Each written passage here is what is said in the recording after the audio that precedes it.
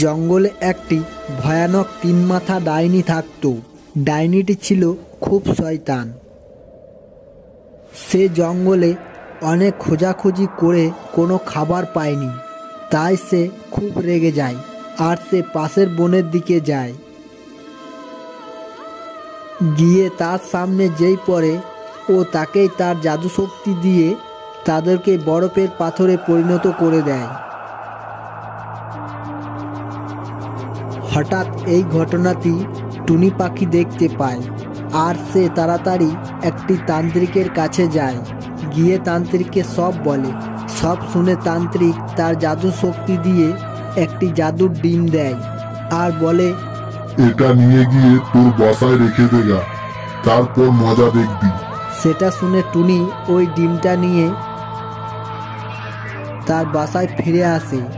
এসে বাসায় রেখে বসে থাকে আর কিছুক্ষণের মধ্যেই ওই তিন মাথা ডাইনিটি চলে আসে। টুনির ওপর জাদু করতে যায়। তখন ওই ডিম থেকে অনেক আলোক রশ্মি বেরোয় আর তার মধ্যে একটি চার মাথা টুনি পাখি বেরিয়ে আসে আর তার আলোর রশ্মিতে ওই ডাইনিটি সেখানেই ভস্ম হয়ে যায়।